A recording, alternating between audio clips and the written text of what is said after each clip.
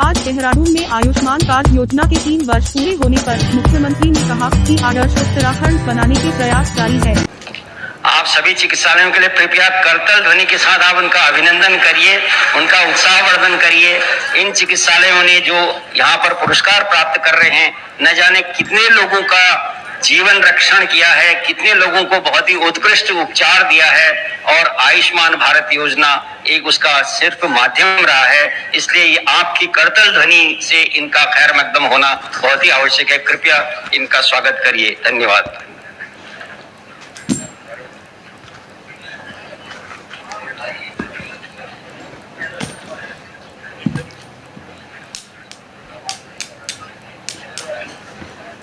संभव नहीं है।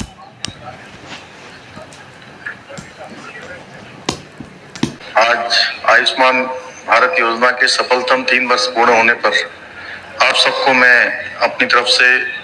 बहुत बधाई देता हूं। आज आयुष्मान भारत योजना के सफलतम 3 वर्ष पूर्ण होने पर आप सबको मैं अपनी तरफ से बहुत बधाई देता हूं, और इसके साथ साथ देश के यशस्वी प्रधानमंत्री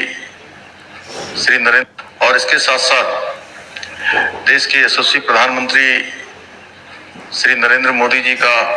धन्यवाद करता हूं कि पहली बार आजाद भारत के अंदर पहली बार ऐसी योजना, मोदी जी का धन्यवाद करता हूं कि पहली बार आजाद भारत के अंदर पहली बार ऐसी योजना जो स्वास्थ्य के क्षेत्र में लेकर आए, जो आम जनता और सामान्य जनता तक जिस योजना का सीधे लाभ मिल रहा है। और स्वास्थ्य के क्षेत्र में, जैसा अमित नेगी जी बता रहे थे, पूरे विश्व की सबसे बड़ी योजना है। निश्चित रूप से इतना बड़ा काम जो स्वास्थ्य के क्षेत्र में उन्होंने कदम उठाया है, मैं उनका सभी उत्तराखंड वासियों की तरफ से बहुत धन्यवाद करना चाहता हूं कि अभी लगभग 3.5 लाख लोगों तक इस योजना का लाभ अभी तक पहुंच चुका है, जो वास्तव में एक कीर्तिमान है। और 460 करोड़ रुपया इस योजना में अभी तक सरकार का खर्चा हो चुका है। देखिए, ये योजना जब तक नहीं आई थी, तब तक अगर किसी के घर में कोई बुजुर्ग व्यक्ति बीमार हो जाते थे और वो अस्पताल में भर्ती होते थे, तो जब अस्पताल में भर्ती होते थे पहले दिन जो है 10,000 रुपए का बिल बन जाता था, दूसरे दिन 20,000 का बन जाता था, और 4 दिन 5 दिन जब हो जाते थे तो 50,000 और 60,000 की जब सीमा पार हो जाती थी, तो ऐसे बुजुर्ग व्यक्ति जो अस्पताल में भर्ती हैं, वो अपने बेटे से या अपने परिवार के लोगों से कहते थे कि बेटा, मुझे अब इलाज नहीं करवाना है, मुझे घर ले चलो, कहीं ऐसा ना हो कि मेरा इलाज करवाते करवाते तुम कर्जे के बोझ तले दब जाओ। मेरी कमर तो सीधी होगी कि नहीं होगी, लेकिन तुम्हारी कमर टूट जाएगी,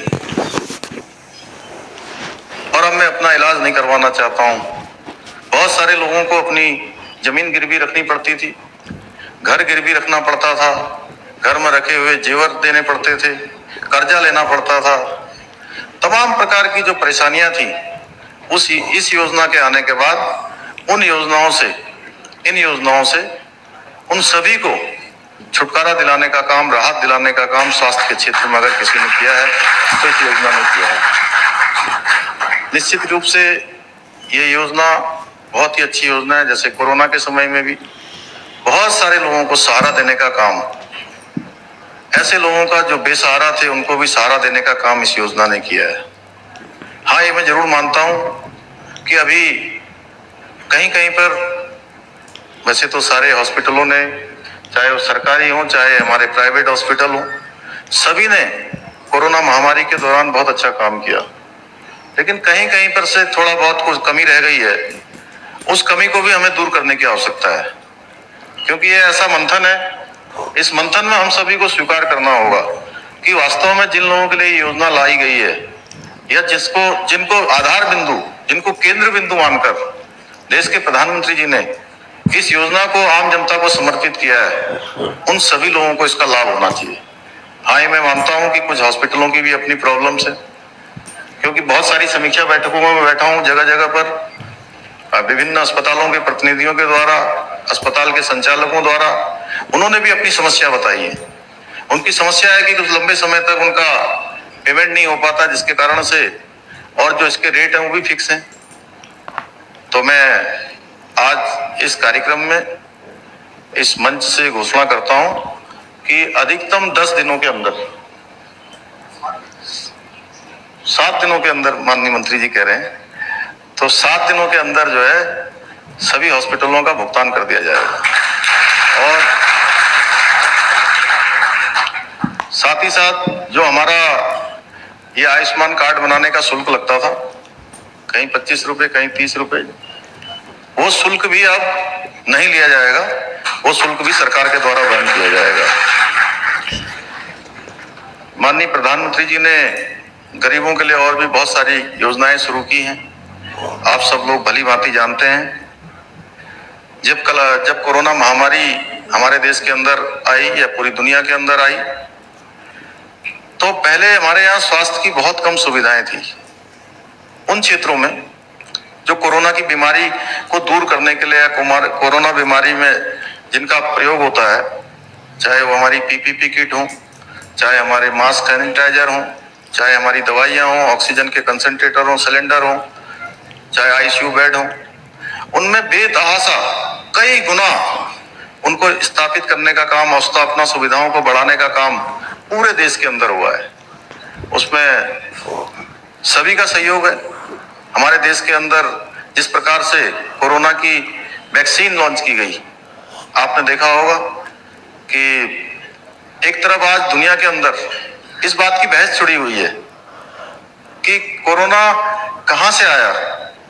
या कोरोना महामारी कहां से शुरू हुई। दूसरी तरफ हमारे देश के वैज्ञानिक, हमारे देश के प्रधानमंत्री जी के नेतृत्व में कोरोना की वैक्सीन लेकर आए, और भारत का जो विश्व बंधुत्व का जो संदेश रहा है, जो हमारी संस्कृति रही है, हमने अपने देश के अंदर तो जो दुनिया का सबसे मेगा जो वैक्सीनेशन है वो तो कर ही रहे हैं, उसके साथ साथ दुनिया के दूसरे देशों को भी वैक्सीन देने का काम माननीय प्रधानमंत्री जी के नेतृत्व में लगातार चल रहा है। अपने पड़ोसी देशों को भी वैक्सीन देने का काम किया जाता है। निश्चित रूप से जो हम पहले कहते थे विश्व गुरु भारत, जगत गुरु भारत, पूरी दुनिया का नेतृत्व करने वाला भारत, आज उस दिशा में हमारा भारत बढ़ रहा है। मैं चूंकि एक सैनिक का बेटा हूं और मैं जहां भी जाता हूं, चूंकि अभी पिछले दिनों मेरी कुछ ऐसे महानुभावों से भेंट हुई, तो चर्चा करते करते एक बात उनके बीच में से निकली कि गलवान घाटी में जो हुआ 1962 से लेकर अभी तक, गलवान घाटी के उस संघर्ष से पहले हमारे देश के अंदर जब भी बहस होती थी,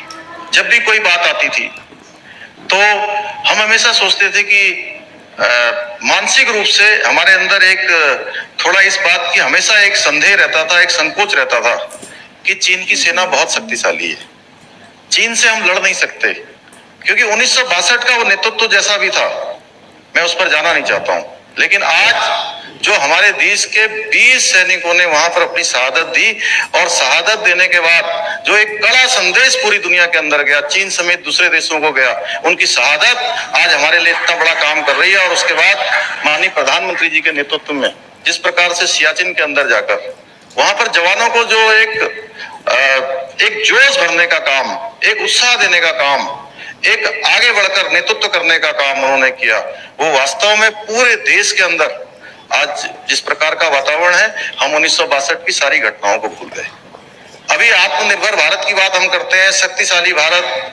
दुनिया को दिशा देने वाला भारत, ऐसा भारत अभी हमने अफगानिस्तान के अंदर देखा। हमारे उत्तराखंड के भी बहुत सारे लोग वहां फंसे हुए थे, उत्तराखंड के बहुत सारे लोग वहां फंसे हुए थे, उन सभी को एक एक को भारत लाया गया। देखिए, यह है शक्तिशाली भारत। ये शक्तिशाली भारत का नमूना है कि वहां से सारे लोग सुरक्षित आए, हमारे उत्तराखंड के भी सारे लोग सुरक्षित आए। मैंने उन सभी को, सबका मैंने अभिनंदन किया अपने यहाँ बुलाकर। तो निश्चित रूप से आज माननीय प्रधानमंत्री जी के रूप में हमारा देश आगे बढ़ रहा है, और हम भी प्रयास कर रहे हैं कि उत्तराखंड भी उन्हीं के पद चिन्हों पर, चाहे स्वास्थ्य के क्षेत्र में बहुत अच्छा काम हो रहा है, सड़कों के क्षेत्र में बहुत अच्छा काम हो रहा है, और भूतों न भविष्यति जिसके बारे में लोग सोच भी नहीं सकते थे, कर्णप्रयाग तक रेल लाइन जा रही है, कर्णप्रयाग तक रेल पहुंच रही है, उस पर बहुत तेजी से प्रगति हो रही है। अभी मैं आज से लगभग 1 हफ्ते पहले उसका निरीक्षण करने वहां गया था। वहां मैंने देखा कि किस प्रकार से 18 टनल, बड़ी बड़ी टनलें बनाई जा रही हैं। दुनिया की ऐसी ऐसी मशीनें वहां पर काम कर रही है जो हमने कभी सपने में भी नहीं सोचा होगा। कोई पहाड़ का व्यक्ति जो कर्णप्रयाग में, रुद्रप्रयाग में, श्रीनगर में या और उसके आसपास रहने वाला हो, उसने कभी सोचा भी नहीं होगा कि यहाँ कभी रेल आएगी। वहां भी रेल जा रही है। तो मैं आज के अवसर पर आप सभी लोगों को, पूरे विभाग को, जो कि अच्छा होता कि पूरे समय तक अमित जी हम लोग भी यहाँ रहते, लेकिन वो चूंकि पहले से कुछ इस प्रकार की व्यस्तता है, मैं आप सब लोगों से